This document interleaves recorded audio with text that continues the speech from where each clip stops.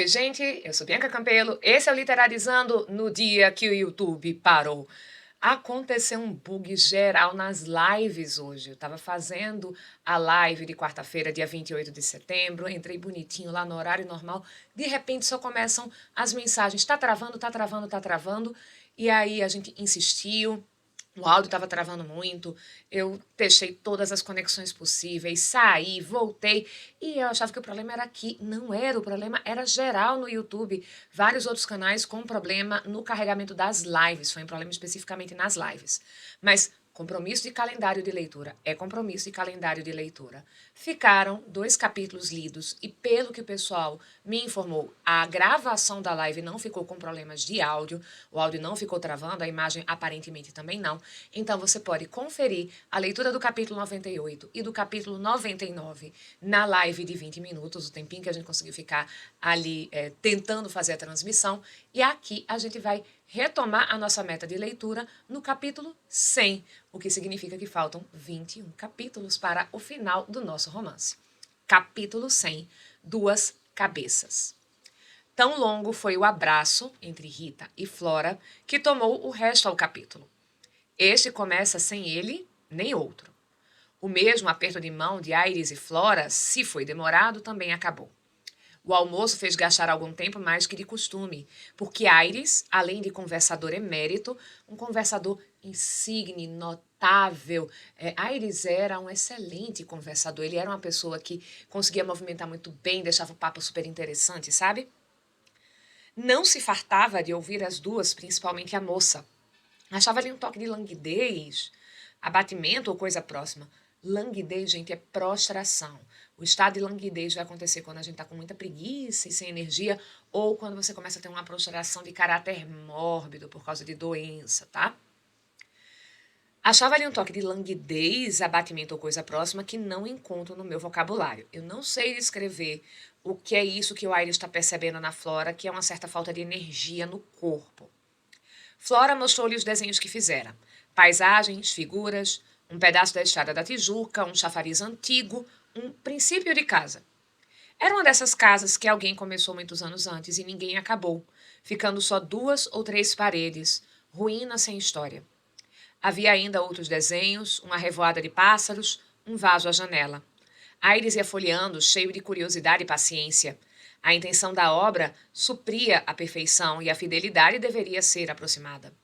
Enfim, a moça atou os cordões à paxa. Ela fechou a paxa e está fechando ela ali também com um cordão. Como se hoje a gente fosse usar o elástico, na época não tem elástico, então você coloca uma fita amarrando ali para a paxa ficar bem fechadinha. Aires, parecendo-lhe que ficara um desenho último e escondido, pediu que lhe o mostrasse. É um esboço, não vale a pena. Tudo vale a pena? Quero acompanhar as tentativas da artista, deixa ver. Não vale a pena. Aires insistiu. Ela não pôde recusar mais tempo. Abriu a pasta e tirou um pedaço de papel grosso em que estavam desenhadas 2 cabeças juntas e iguais. Não teriam a perfeição desejada por ela. Não obstante, dispensavam os nomes. Aires considerou a obra durante alguns minutos e 2 ou 3 vezes levantou os olhos para a autora. Flora já os esperava, interrogativa. Queria ouvir o louvor ou a crítica, mas não ouviu nada. Aires acabou de observar as 2 cabeças e pousou o desenho entre os papéis. Não lhe dizia que era um esboço? Perguntou Flora, a ver se lhe arrancavam a palavra. Mas o ex-ministro preferiu não dizer nada. Em vez de achar quase extinta a influência dos gêmeos, vinha dar com ela feita consolação da ausência, tão viva que bastava a memória sem presença dos modelos. Flora não precisa ver os meninos para ser capaz de desenhá-los e você saber exatamente quem são. Eles são tão impregnados na alma dela, tão presentes na alma dela, que ela precisa se consolar da ausência, inclusive desenhando os 2, e ela consegue desenhá-los muito bem, mesmo que só de memória. As 2 cabeças estavam ligadas por um vínculo escondido. Flora, vendo continuar o silêncio de Aires, compreendeu acaso parte do que lhe passava no espírito. Com um gesto pronto, pegou do desenho e deu-lhe. Não lhe disse nada, menos ainda escreveu qualquer palavra. Qualquer que fosse seria indiscreta. Demais, era o único desenho a que ela não pôs assinatura.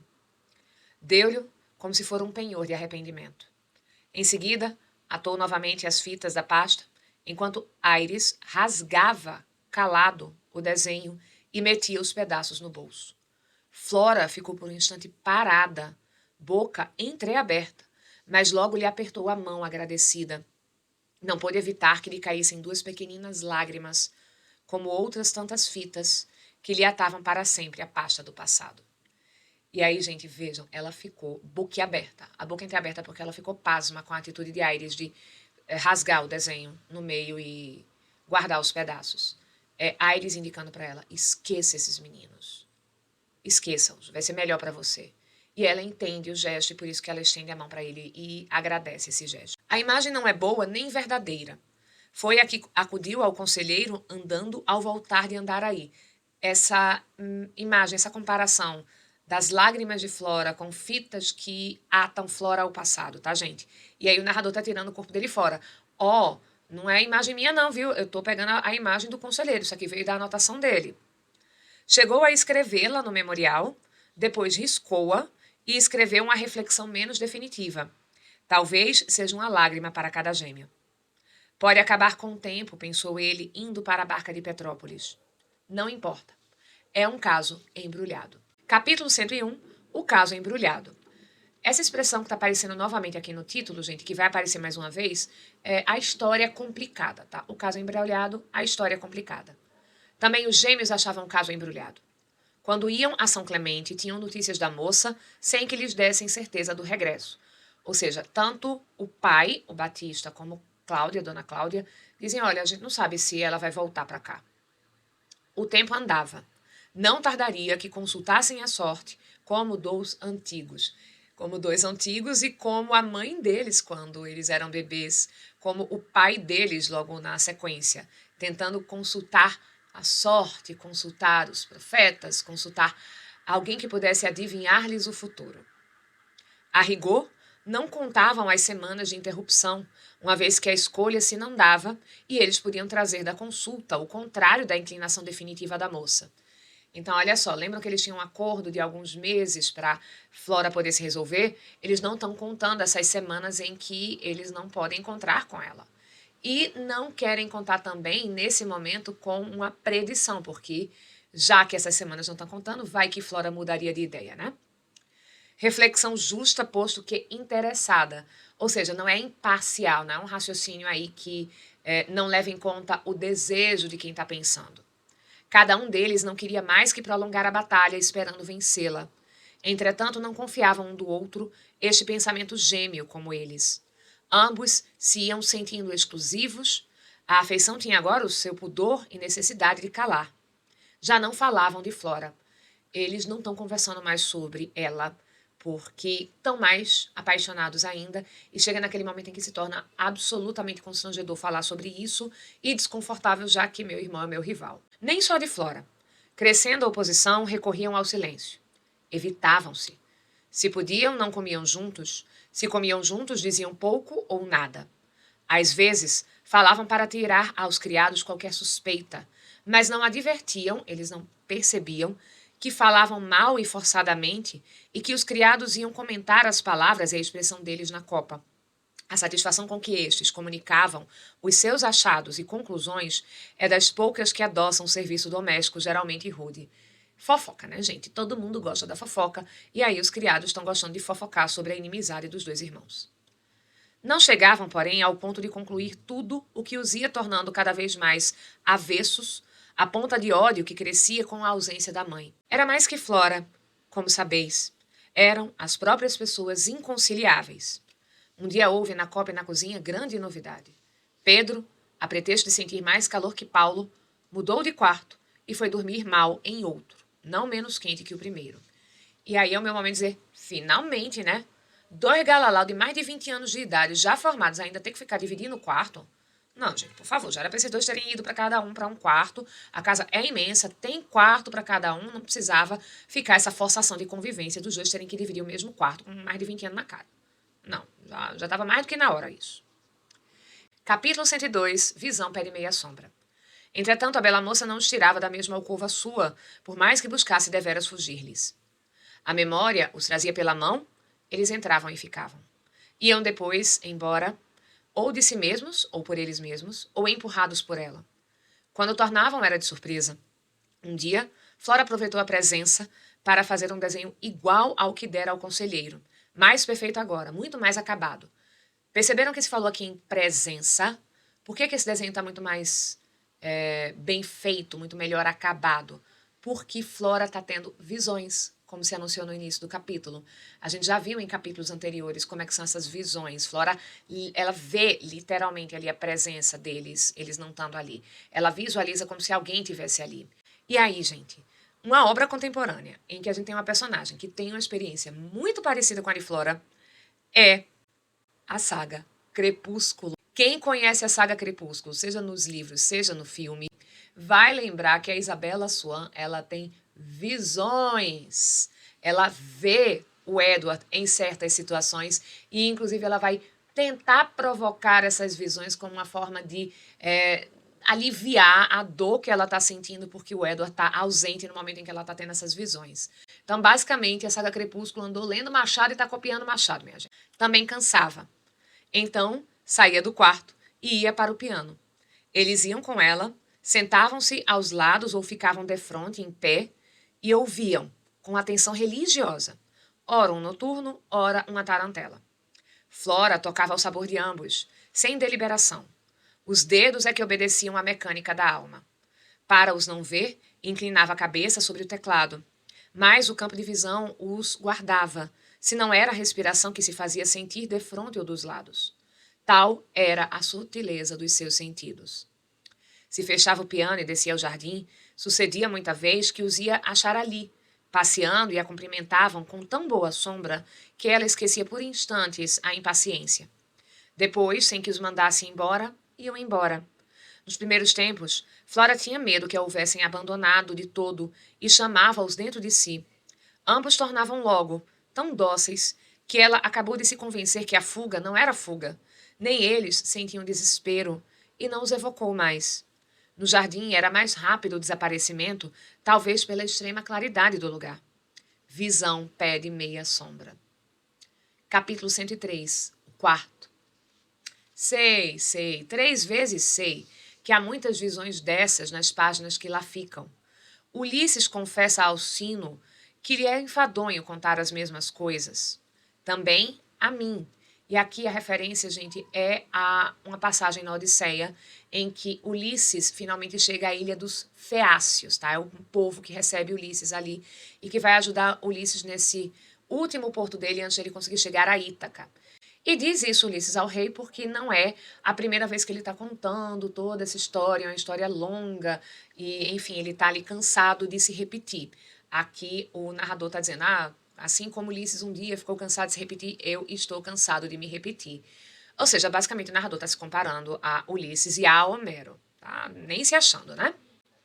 Sou, porém, obrigado a elas, porque sem elas, falar das visões, a nossa Flora seria menos Flora, seria outra pessoa que não conheci.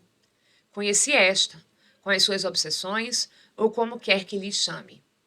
Nem por isso, nem ainda porque houvesse colhido algum abatimento e nervos, deixava a Flora de enfeitar muito, de se fazer mais linda e ter mais de um namorado incógnito que suspirava por ela. Não faltava quem a admirasse de passagem e fosse vê-la, quando menos no Banco Verde, à porta do jardim, ao pé da irmã de Aires. Pode ser que conhecesse algum, Gouveia, por exemplo. Em verdade, era como se os não visse. Um deles valia mais que todos, pela carruagem tirada por uma bela parelha de cavalos, capitalista do bairro. A casa dele era um palacete. Os móveis, feitos na Europa, estilo império, aparelhos de Sèvres e de prata, tapetes de Esmirna e uma vasta câmara com 2 leitos, um de solteiro, outro de casados. E aí, olha só, gente, esse homem muito rico, ele tem aparelhos de prata, ou seja, ele tem bachelas, talheres de prata e outros que vão ser de porcelana de Sèvres, uma cidade ali próxima de Paris, conhecidíssima pela porcelana fina. Então, é tudo coisa chique, tudo coisa importada. Os tapetes de Esmirna, uma cidade da Turquia famosíssima pelos tapetes refinados e macios. A esposa há de ser esta, pensou ele um dia ao ver Flora. Era maduro, trazia o rosto batido dos ventos da vida, a despeito das muitas águas de toucador. Ao corpo faltava prumo e as maneiras não tinham graça nem naturalidade. Era o Nóbrega, aquele da nota de 2.000 réis, nota fecunda, que deitou de si muitas outras, né, que se multiplicou em muitas outras. Mais de 2.000 contos de réis. Para as notas recentes, a avó, aquela primeira nota, perdia-se na noite dos tempos. Agora os tempos eram claros, a manhã doce e pura. Quando viu a moça e fez a reflexão que lá fica, estranhou-se a si próprio. Vira outras damas, e mais de uma com escritos nos olhos, dizendo-lhe o vazio do coração. Esta era a primeira que veramente lhe prendeu a vontade e lhe deteve o pensamento. Tornou a vê-la. A gente vizinha notou porventura a frequência recente do capitalista. Enfim, Nóbrega acabou por se fazer entrado na casa de Dona Rita, com desgosto dos seus habituados, que assim se viam esquecidos do anfitrião. Os habituados são aquelas pessoas que costumam frequentar a casa dele, que, chegando lá, cadê? Nóbrega não tá, porque ele tá dentro da casa de Dona Rita. Nóbrega, entretanto, dera ordens bastantes para que fossem todos servidos e agasalhados, como se ele estivesse presente. A ausência não lhe faria perder as loas dos amigos, os louvores, os elogios dos amigos. Ao contrário, os servos podiam dar testemunho do que todos eles pensavam do grande homem. Tal era o nome que lhe aplicara o secretário particular, e pegou. Nóbrega sabia pouca ortografia, nenhuma sintaxe, lições úteis, de certo, mas que não valiam a moral. E a moral, diziam todos, acompanhando o secretário, era o seu principal e maior mérito. O fiel escriba acrescentava que, sendo preciso despir a camisa e dá-la a um mendigo, Nóbrega o faria, ainda que a camisa fosse bordada. Nóbrega, a gente viu, né? Ele era muito pobre, então ele é uma pessoa com quase nenhuma educação formal. Sabe pouquíssimo, pouquíssimo das letras. E por isso ele precisa de um secretário pessoal, alguém que leia, por exemplo, para ele a correspondência, que escreva para ele a correspondência, porque ele mesmo não vai conseguir exercer essas atividades.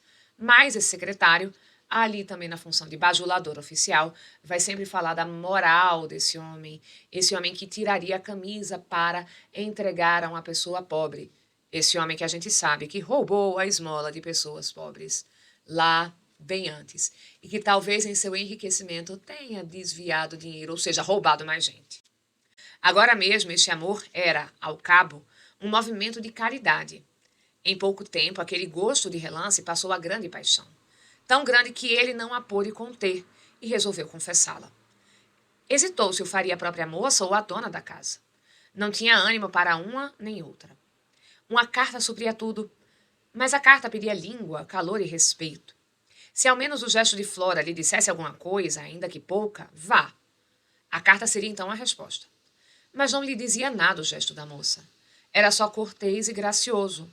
Não ia além dessas duas expressões. Dona Rita percebeu a inclinação de Nóbrega e achou que era a melhor solução da vida para o hóspede. Todas as incertezas, angústias e melancolias vinham acabar nos braços de um ricaço estimado, respeitado, dentro de um palacete com uma carruagem às ordens.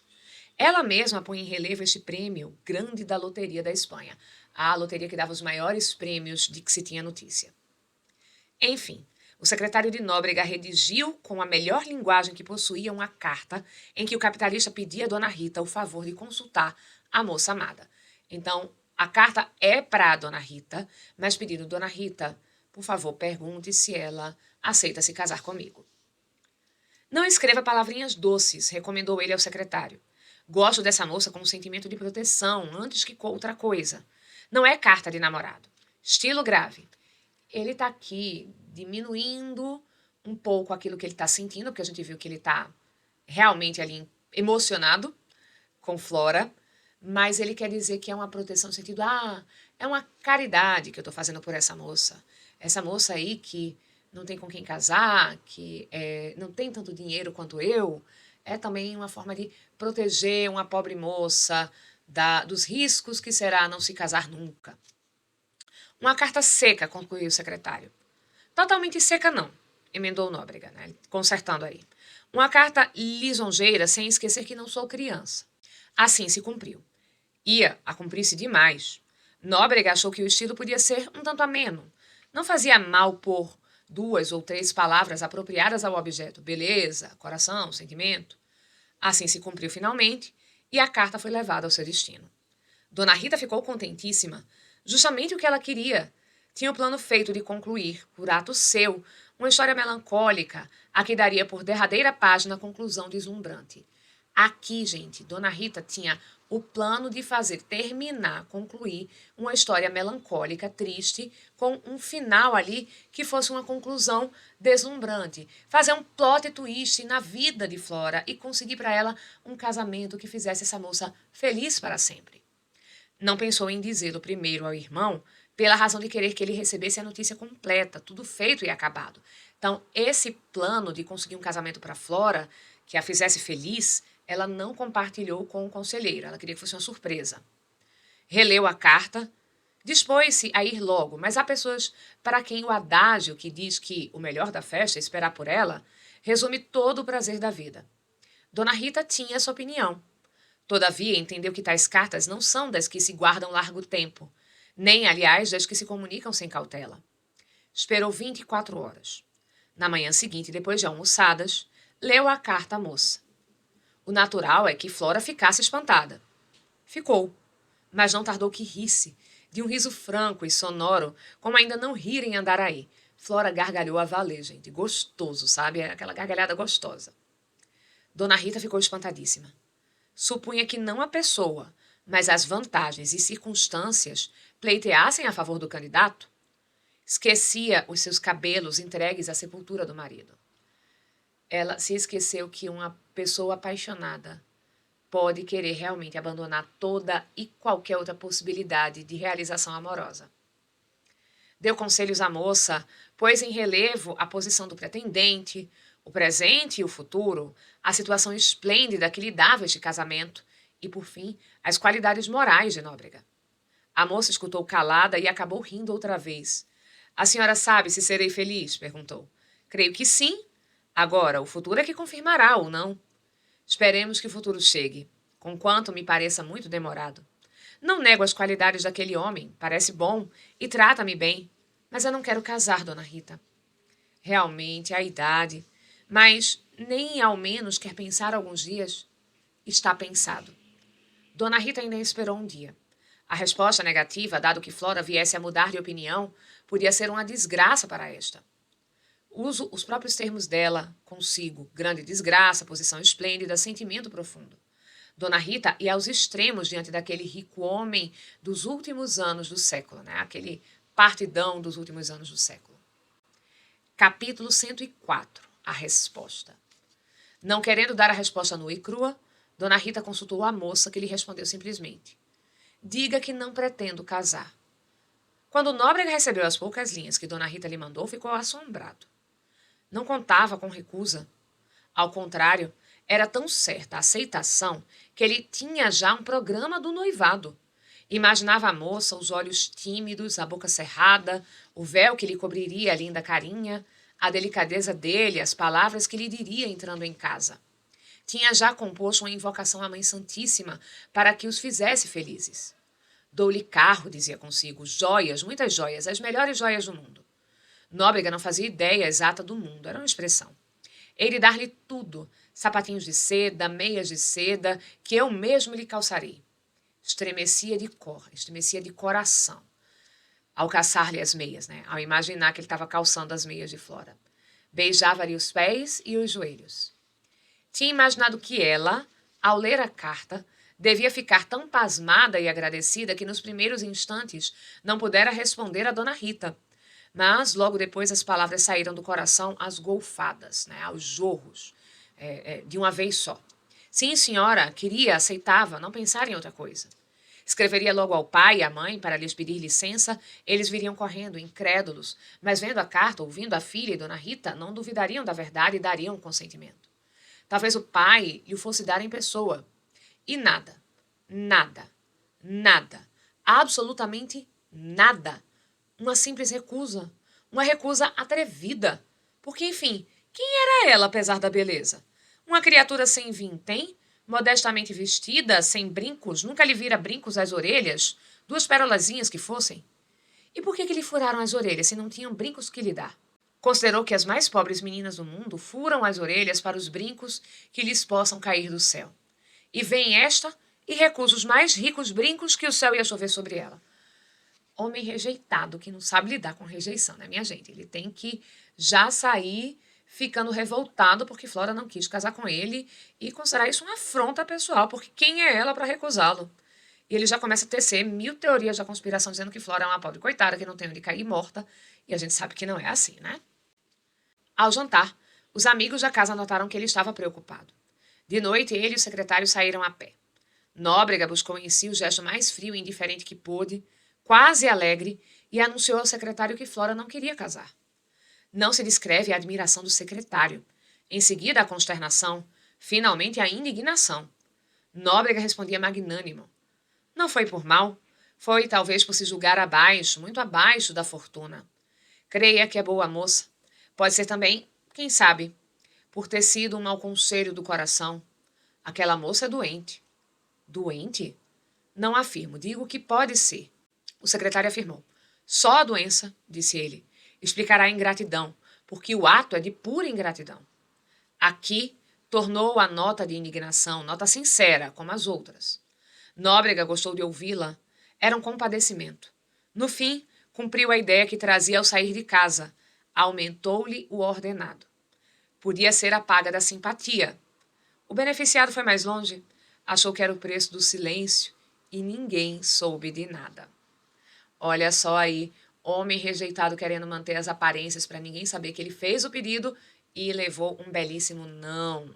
Era essa a estratégia. É o que pensa o secretário. E é o que eu penso também. E vocês? Capítulo 105. A realidade. A moléstia dada por explicação à recusa do casamento passou à realidade daí a dias. Flora adoeceu levemente. Dona Rita, para não alarmar os pais, cuidou de a tratar com remédios caseiros. Depois, mandou chamar um médico, o seu médico. E a cara que este fez não foi boa. Olha que a negação que afirma que foi uma cara ali de que, ó, o negócio é grave. Antes, má. E aí a gente tem a afirmação taxativa. Foi uma cara má, foi uma cara de quem não está gostando do estado da paciente. Dona Rita, que costumava ler a gravidade das suas moléstias no rosto dele e sempre as achava gravíssimas, cuidou de avisar os pais da moça. Os pais vieram logo. Natividade também desceu de Petrópolis. Não de vez. Em cima, tinham medo de algum movimento cá embaixo. Ela não voltou de uma vez para o Rio de Janeiro. Por quê? Tinham medo de alguma confusão de caráter político ali embaixo. Estavam achando que o clima político estava meio instável. Veio visitar a moça e, a pedido desta, ficou alguns dias. Só a senhora pode me curar, disse Flora. Não creio nos remédios que me dão. As suas palavras é que são boas e os seus carinhos. Mamãe também, dona Rita. Mas não sei, há uma diferença, uma coisa... Veja, parece-me que até já riu. Já, ria mais. Flora sorriu, ainda que daquele sorriso descorado, aquele sorriso sem cor, ela está pálida, que aparece na boca do enfermo, quando a moléstia consente ou ele força a seriedade própria da dor. Natividade dizia-lhe palavras de animação, fê-la prometer que iria convalescer em Petrópolis, que iria se recuperar em Petrópolis. A enfermidade começou a ceder. Dona Cláudia aceitou a oferta de Dona Rita e lá ficou aposentada, né? Ficou acomodada lá. Natividade ia à noite para Botafogo e voltava de manhã. Aires descia de Petrópolis um dia sim, um dia não. Também os gêmeos lá iam saber da enferma. Agora, mais que dantes, sentiam a fortaleza do vínculo que os prendia à moça. Pedro, já médico, ainda que sem prática, punha mais autoridade nas perguntas, concluía melhor dos sintomas, mas as esperanças e os receios eram de ambos. Algumas vezes, falava mais alto que de costume e de conveniência. A razão, por egoísta que fosse, era perdoável. Supõe que os cartões de visita falassem. Alguns mais sôfregos proclamariam seus nomes para que soubessem logo da presença da cortesia e da ansiedade. Tal cuidado da parte dos dois era inútil, porque ela sabia deles e recebia as lembranças que lhe deixavam. Flora ia assim passando os dias. Queria Natividade sempre ao pé de si, pela razão que já deu, e por outra que não disse, nem porventura soube, não foi racionalizado. Mas podemos suspeitá-la e imprimir. Estava ali o ventre abençoado que gerara os dois gêmeos. De instinto achava nela algo particular. Quanto ao influxo que exercia nela, por essa ou qualquer outra causa, não a sabia Natividade. Contentava-se em ver que, ainda agora em tal crise, Flora não perdera a amizade que lhe tinha. Passavam as horas juntas. falando, se não fazia mal falar, ou então uma com as mãos da outra entre as suas. Quando Flora adormecia, Natividade ficava a contemplá-la, com o rosto pálido, os olhos fundos, as mãos quentes, mas sem perder a graça dos dias da saúde. As outras entravam no quarto, pé ante pé, esticavam os pescoços para vê-la dormir, falavam por gestos ou tão baixo que só o coração as adivinharia. Quando pareceu melhorar, Flora pediu um pouco mais de luz e de céu. Uma das duas janelas foi então escancarada e a enferma encheu-se de vida e riso. Não é que a febre se fosse de todo. Essa bruxa lívida estava ao canto do quarto, com os olhos espetados nela, mas, ou de cansada, ou por obrigação imposta, cochilava a miúdo e longamente. Então, a enferma sentia só o calor do mal, que o médico graduava em 39 ou 39,5, depois de consultar o termômetro. A febre, ao ver esse gesto, ria sem escândalo. Ria para si. É uma febre, gente, que diminui, às vezes dá uma tréguazinha, mas ela volta e ela volta alta. E vamos lembrar que não existe antitérmico nessa época? Ai, minha gente, triste. Último capítulo desse nosso vídeo de leitura. Ambos quais? Capítulo 106. Ficamos no ponto em que uma das janelas do quarto aumentou a dose de luz e de céu que Flora pediu, sem embargo da febre, a despeito, né? Não obstante a febre. Aliás, pouca. O mais que se passou valia a pena de um livro. Não foi logo. Gastou longas horas e alguns dias. Houve tempo bastante para que entre a vida e Flora se fizesse a reconciliação ou a despedida. Observem, gente, que o narrador está anunciando para a gente. Flora vai morrer. Uma e outra, a reconciliação, a despedida, podiam ser extensas, também podiam ser curtas. Conheci um homem que adoeceu velho. Se não adoeceu porque era muito velho. E despender no rompimento final um tempo quase infinito. Já pedia a morte, mas quando via o rosto descarnado da derradeira amiga espiar da porta entreaberta, voltava o seu para outro lado e engrolava uma cantiga da infância para enganá-la e viver. Vejam aqui o eufemismo para a morte, gente. Um rosto descarnado, um rosto sem carnes, né, cadavérico, de uma amiga derradeira. Flora não recorria a tais cantigas, aliás, tão próximas, por ela ser muito jovem. Quando via o céu e um pedaço de sol no muro, deleitava-se naturalmente e uma vez quis desenhar, mas não lhe consentiram. Se a morte a espiava da porta, tinha um calafrio, é verdade, fechava os olhos. Ao abri-los, fitava a triste figura, sem lhe fugir nem chamar por ela. Você amanhã está pronta, e de hoje a 8 dias ou antes vamos para Petrópolis, disse Natividade, disfarçando as lágrimas. Mas a voz fazia o ofício dos olhos. Se ela consegue disfarçar as lágrimas, a voz está dando sinal aí de que ela está muito emocionada, que ela está muito triste. Petrópolis, suspirou a doente. Lá terá muito que desenhar. Eram 7 horas da manhã. Na véspera, quando os gêmeos saíram de lá, já tarde, os receios da morte cresciam. Mas não bastam receios, é preciso que a realidade venha atrás deles. Daí as esperanças. Também não bastam esperanças. A realidade é sempre urgente. A madrugada trouxe algum sossego.